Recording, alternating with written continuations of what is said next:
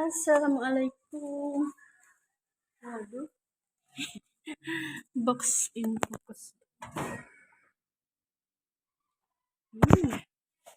Yang putih, semoga bisa. Ini putih, oke.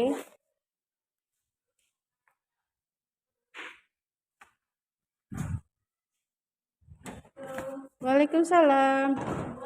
Iya, Bu. Iya, Bu Rizka. Iya. Ambil in fokus, tadi nggak bisa ngidupin. Bu Rizka. Iya, ada Bu, ada 4 orang, 5 orang sama saya. Allah.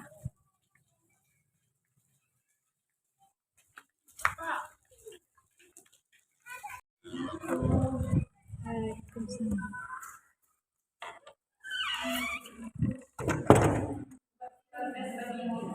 Iya.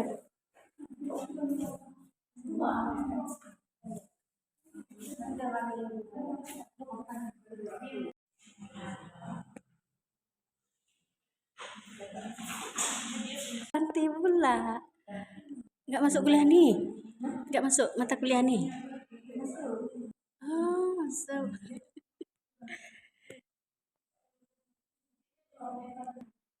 Assalamualaikum warahmatullahi wabarakatuh. Waalaikumsalam warahmatullahi wabarakatuh. Alhamdulillahirrahmanirrahim.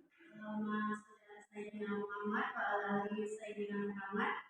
Rabbi shrah li sadri wa yassir li amri wa hlul 'uqdatam min lisani yafqahu qawli.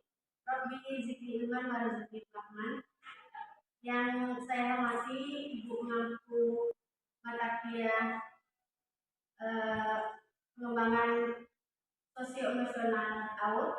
Kemudian pada semua teman-teman yang berbahagia di ruangan kita ini. Baiklah, saya sebagai penyaji pertama pada mata kuliah ini, saya akan memaparkan satu judul makalah, yaitu pengembangan sosial emosional anak usia dini. Sebelumnya mungkin Ibu bisa saya minta tolong untuk lihatkan video yang sudah saya kirim ke grup ya Bu, karena sebagai bahan sebagai bahan presentasi dari kelompok kami juga. Video 1 menit kurang lebih, mohon dilihat dulu. Ya, yang saya kirim Bu.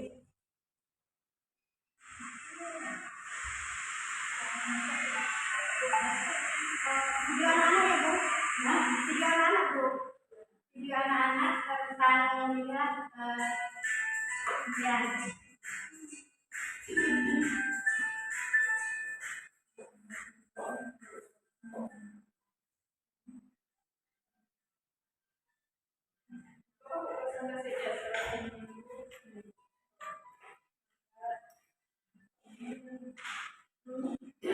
Baiklah ya, di dalam video yang sudah saya share di grup, di situ kita bisa lihat bagaimana anak-anak bereaksi ya dalam keseharian kita sebagai pendidik di dunia pendidikan anak PAUD, dan ada macam-macam juga reaksi positif dan reaksi negatif dari anak-anak itu yang menjadi gambaran untuk kita bahwa pengembangan sosial emosional anak-anak sangat berkaitan dan harus kita pahami sebagai seorang pendidik, baik pendidik ataupun orang tua ya. Kita harus pahami bagaimana di situ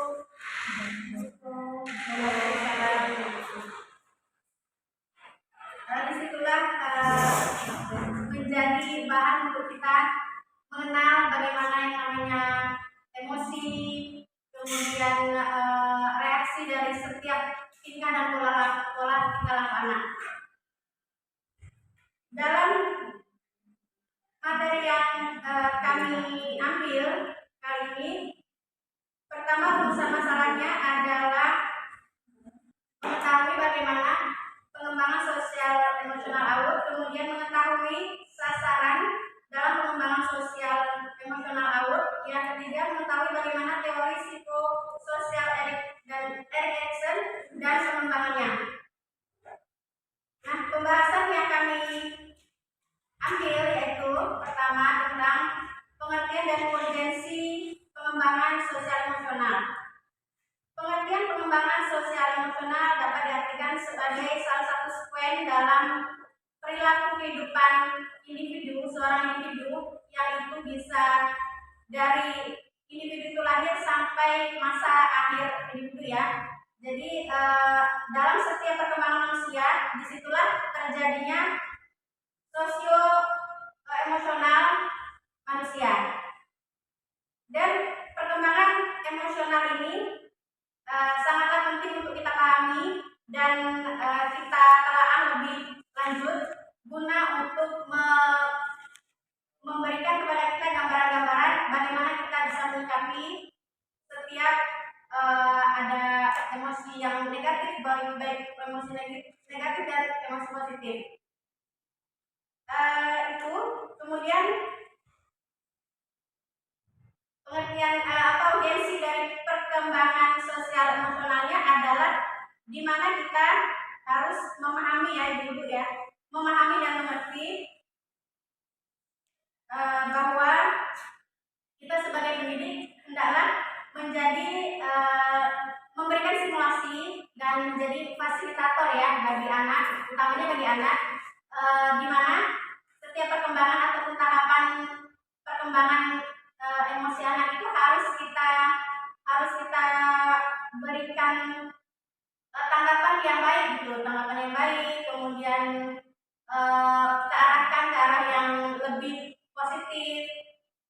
Nah, disitulah anak-anak akan bisa merasakan bahwa setiap apapun yang dirasakan harus diungkapkan gitu. Jadi kita sebagai pendidik harus memberikan arahan-arahan ketika kita melihat anak emosinya lagi naik, lagi marah-marah. Jadi kita harus sebagai pendidik bisa meredamnya seperti itu. Kemudian di sini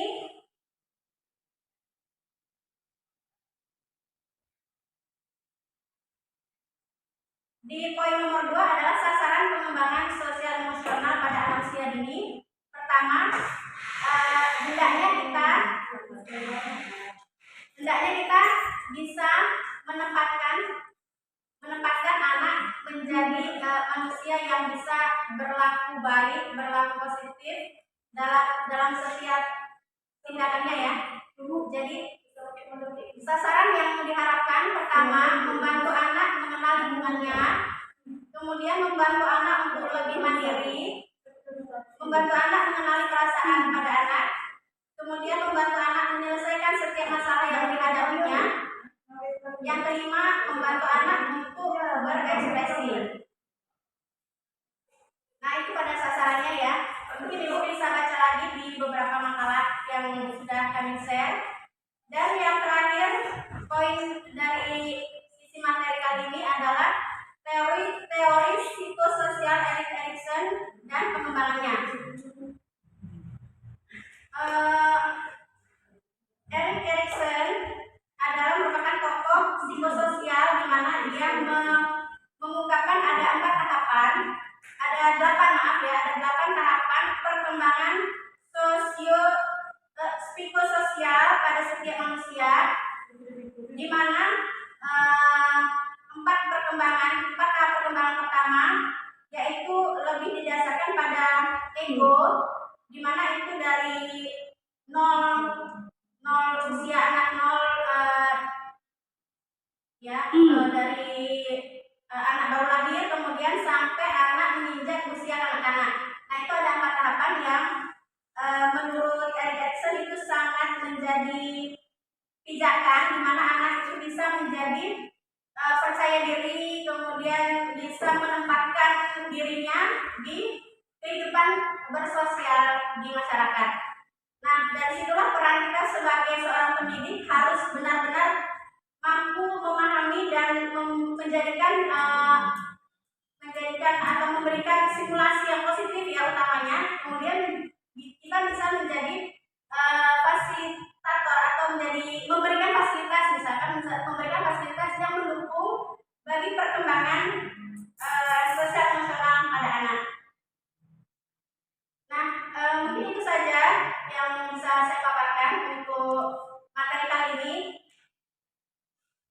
Saya persilakan untuk ibu-ibu, mungkin ada pertanyaan.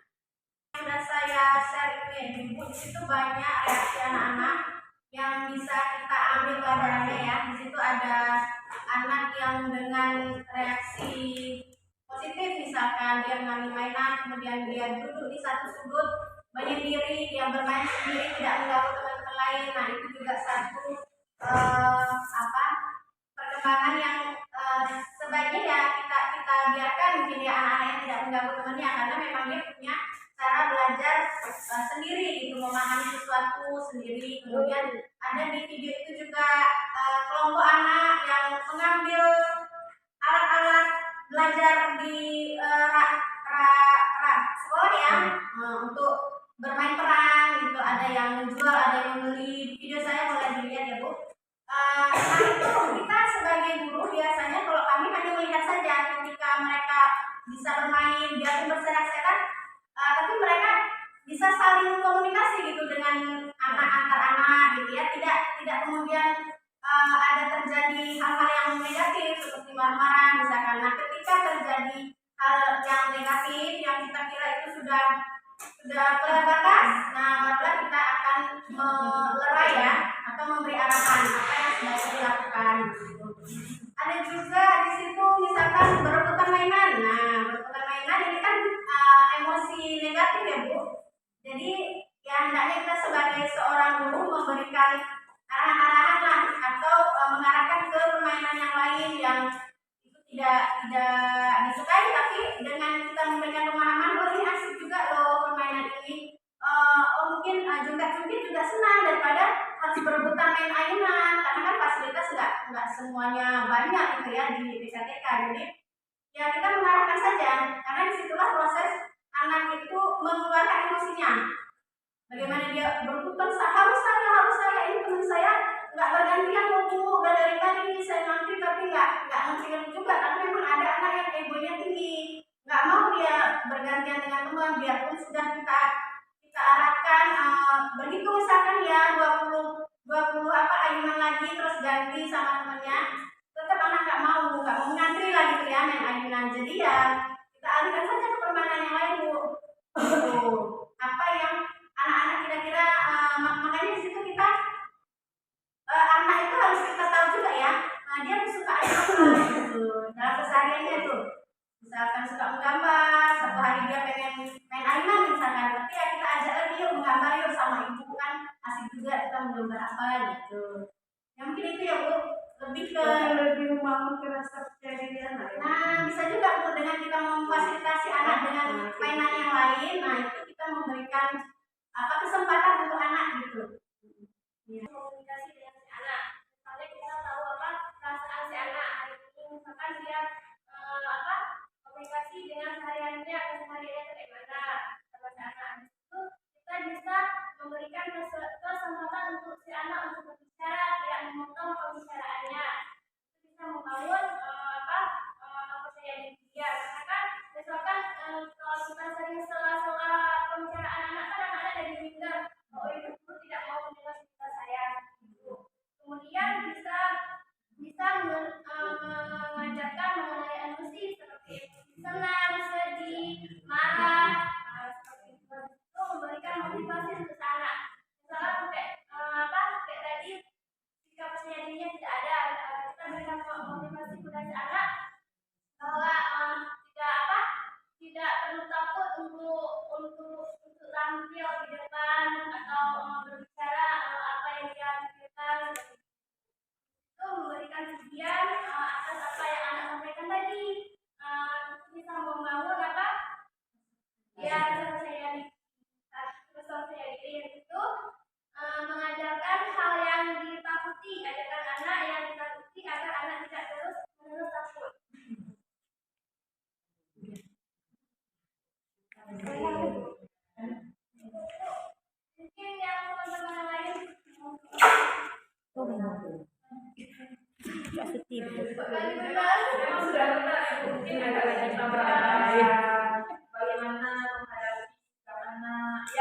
cengeng ya kan Bu, cengeng kan belum kita umur nangis, belum lagi kita udah nangis, nggak mau sekolah, gantung sama mama. Nah, boleh Bu tambahkan bagaimana sikapnya untuk menghadapi kita semua. Apa ibu langsung ambil gendong bawa ke sekolah atau gimana? Kita siap-siap tadi. Ibu sedih belum? Buat Kalau menghadapi anak yang cengeng itu kan bisa diambil, digendong, diajak, kan harus digendong ya. Gendong apa? diambung-ambung lah. Agar tidak Saya bisa aja kau ngambung. menangis lagi. Ambung buat Itu lebih ke Sapi yuk. masa Bu, yang banyak yang reaksi itu ya. Tapi sebenarnya dari situ kita bisa memberikan itu arahan-arahan lagi arahan yang kepada anak yang misalkan ada anak yang nggak bisa pakai sepatu, udah 3 bulan berjalan nih anak tuh masih bu pakaiin sepatu. Jadi disitulah peran kita untuk ngajarin tuh nih kayak gini pelan-pelan lidah sepatunya ditarik dulu baru bisa nanti kaki masuk kan gitu. Harus kita arahkan Bu. Nah, jadi untuk apa ya? Memberikan anaknya itu kepercayaan diri gitu. Jadi jangan kemudian serta-merta kita gendong, serta-merta kita pakaikan sepatunya atau kita suapin waktunya makan. Itu yang kalau yang lagi nangis, tapi kan kalau yang nggak bisa pakai sepatu itu kan bisa kayak kita arahkan ini. Ayo coba ibu lihat, nanti kan pakai sepatunya. Iya, udah pandai. Tapi Bu, kalau pengalaman saya ini Cara lain kayak gitu. kalau anak-anak memang yang gembeng nih, kita sebutnya gembeng atau gampang nangisan ya, memang kayaknya nggak baik juga kalau serta-merta kita gendong, kita ajak kemana, nggak baik sih Bu. Maksudnya kita taruh agak pinggir, ajak ke pinggir, kita ajak ngobrol, kayak gitu Bu ya. Jadi kita nggak berlebihan juga memperhatikan dia gitu. Ya, oke Bu, silakan Bu. Ini kan anak kan udah 4 bulan. Iya Bu. 2 bulan pertama mau dia, mau tinggalin sama mamanya mau. Namanya siapa Bu? Oh iya Bu. Iya. Bu Idawani. Jadi pas bulan ketiga harus tungguin mamanya sampai 1 bulan. Gimana? Oh gitu. 2 bulan pertama sekolah mau tinggalin. Hari pertama udah mau. Pas masuk bulan ketiga dia nggak mau. Gendong sama mamanya nggak mau. Bu lagi dah. Harus tungguin sama mamanya. Ada di sekolah. Ya. Jadi sekarang Tarik Bu. Ya, tarik yang keras.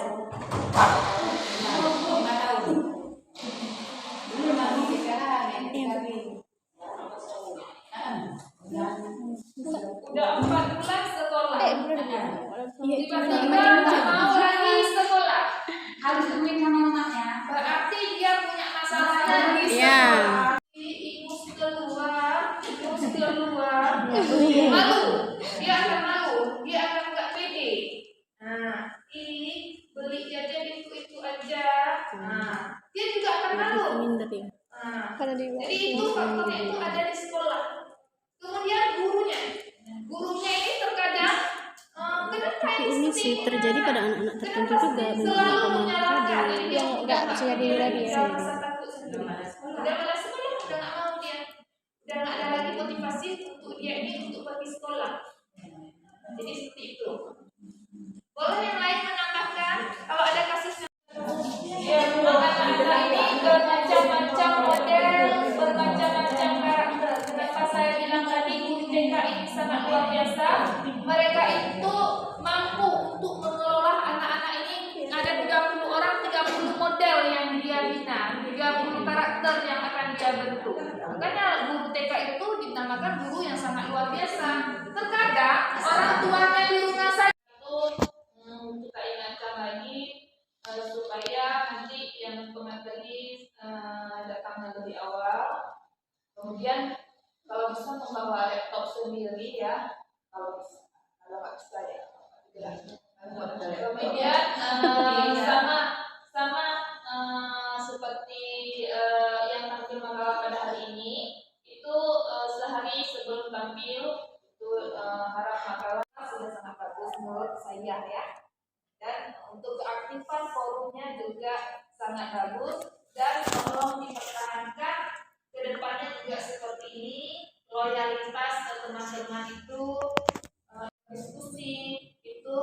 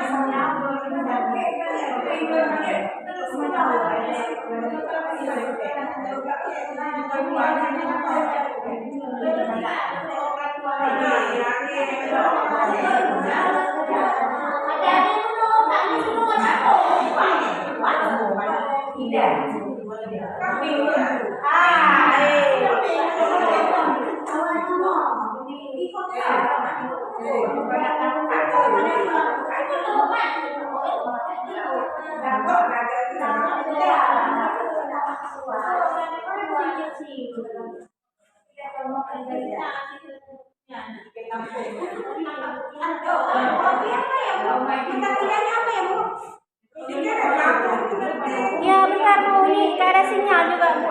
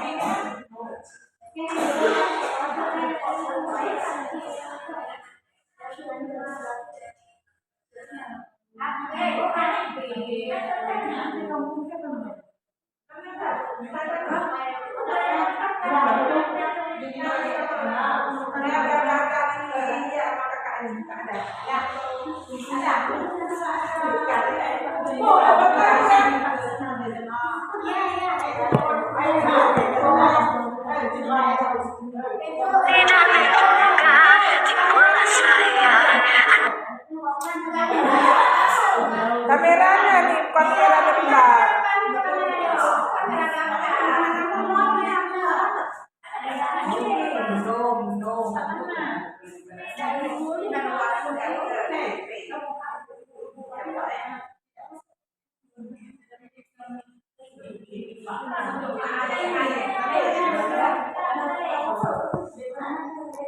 Udah, nampak semua.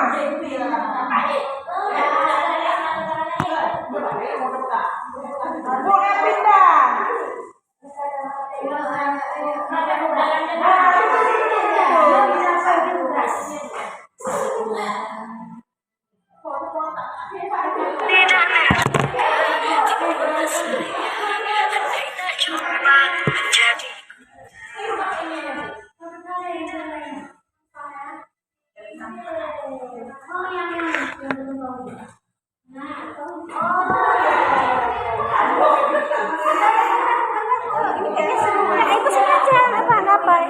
Benarkan ini Bu.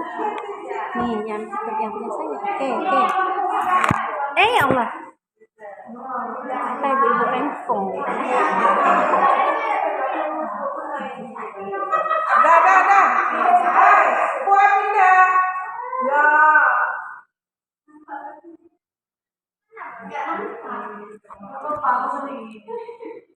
Harus semua. Tidak terduga timbullah saya, andai tak cuma menjadi kunci.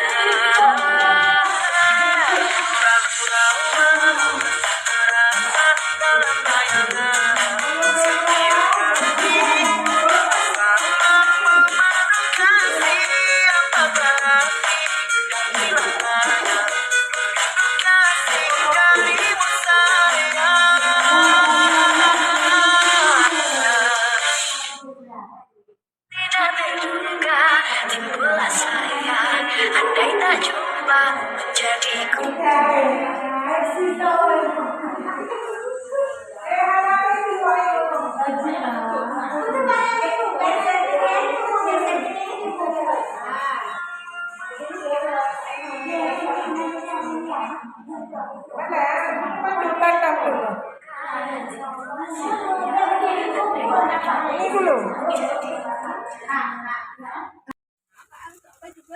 Udah bulan 12 ya nggak usah lagi ikut kalau ngambil dari bulan 12. Besok hari Senin kita perginya nggak ya? Ada Buriska tuh. Ada datang Bu Rizka. Bu Mei nggak nampak Bu Rizka. Ya, mungkin udah masuk bu orang hidup tanah.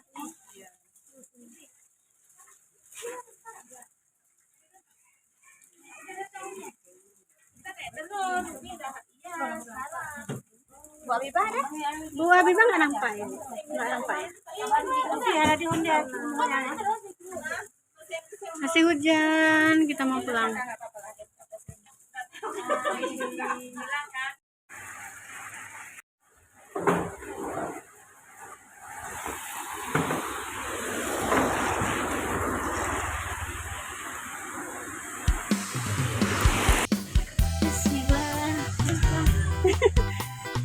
Iya, saya sempit.